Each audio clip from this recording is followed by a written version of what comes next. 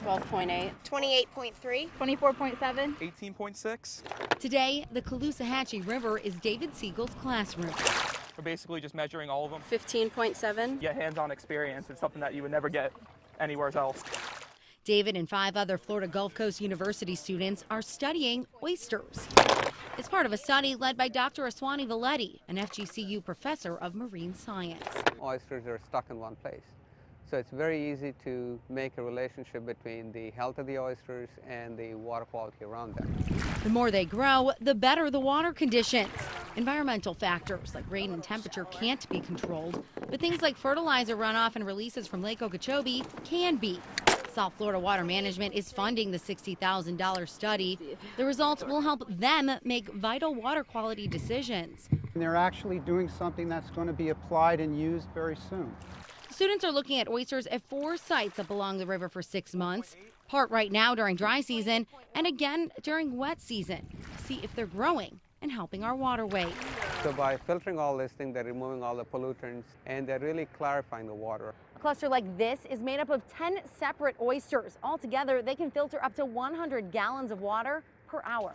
Clean water, vital to our economy to ensure beautiful beaches and bountiful seafood, like this stone crab found living in an oyster cluster. It's really the fresh water that provides the nutrients and also the environment for these organisms to grow up into adults. Their impact extending beyond these clusters. I just took them all back and put them in the same bag that they were in before, and I'm going to put them back out.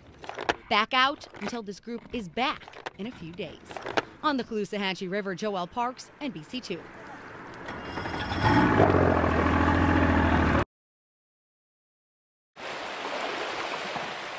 While walking on the sand on Fort Myers Beach, people have little to worry about except maybe dodging the incoming surf. But when it comes to walking across Estero Boulevard, dangerous. People here get used to dodging cars. It is scary. I'll see you later, hon. I won't let her cross here by herself. Debbie Richardson uses this crosswalk every day, taking her grandchild to the school bus and walking to the grocery store. She says she's lucky she hasn't been hit by a car yet. I've been almost hit about 5 times. One was very close. I could feel the car brush by me. That's a little scary. Multiple accidents, a couple of them deadly, has the town taking note. Today, Fort Myers Beach is hoping to make these crosswalks safer with adding a new light right here in front of the Red Coconut RV Park. It's just one of several improvements. Fort Myers Beach will be adding lights to 2 more crosswalks in the 7000 block of Estero Boulevard. Other crosswalks will be getting more paint, and some will be reconstructed with islands in the middle for people to wait safely for traffic to pass. Welcomed improvements for many here on the island. I think it would be money well spent. On what is typically a quiet, relaxing island.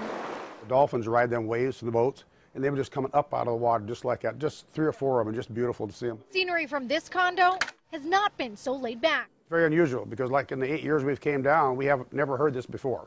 Now maybe it's went on, but we didn't know anything about it. They didn't even know the moment it happened to them. We just came home, and of course we didn't realize anything was wrong. It was just right in this drawer. But missing from their bedroom drawer, the Stouts were... It's kind of a shock to lose $395 overnight just like that. Just the idea that somebody was in your condo that's not supposed to be there, and all your private stuff in there, and they're going through it, and here they take your money and your bank book and stuff. You really feel violated. But the Stouts aren't the only ones out of a drawer of cash. 14 other beachfront properties along Sanibel Island are also missing thousands of dollars in cash and jewelry. Thieves stealing it over the past 8 weeks. Yeah, we're sick of dealing with it. The police so irritated. We assumed that somebody would be interested in making a quick $25,000 by helping catch the perpetrator of this crime. Motivation to help lock up whoever's burglarizing tourists like the Stouts along Sanibel's mostly quiet beach. We go out shelling. We can be gone for an hour or 2 at a time, and these people realize that, see us gone, so they come in there, break into the condo, and take what they want. On Sanibel Island, Christina Lusby, NBC2.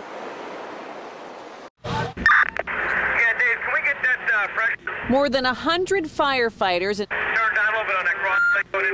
and over a dozen fire companies respond to an early morning house fire in Avalon. It was about 3 o'clock in the morning. I smelled smoke I opened the bedroom door, and this whole house was filled with thick smoke. An army of fire trucks line Ohio River Boulevard, shutting down a section of it in both directions for several hours as firefighters battle not only a stubborn fire, but also the elements. Do you ever get used to these conditions? No, this is the coldest fire I've ever fought in 21 years. So bitter cold, fire hydrants froze. It's tough because we have to go further down the road and lay a little bit more hose and try and get water that way. Then there was the ice on ladders, hoses, and the firefighters' gear. The ice takes a real toll. I mean, it just lays on the guys. It makes it hard to move. Yeah, I got it. Extra manpower was called in so crews could rotate on and off every 15 minutes. So firefighters could take a break from the cold and thaw out. This Pat bus was brought on scene to provide some warmth. This is all that's left. With all their belongings gone, fire victim Carrie Kranz still appreciates all the efforts of the firefighters. Thanks for all the hard work. It's been a long night. I'm glad everyone's safe. We all got out. It's an important thing. In Avalon, Lori Hoy, Channel 11 News.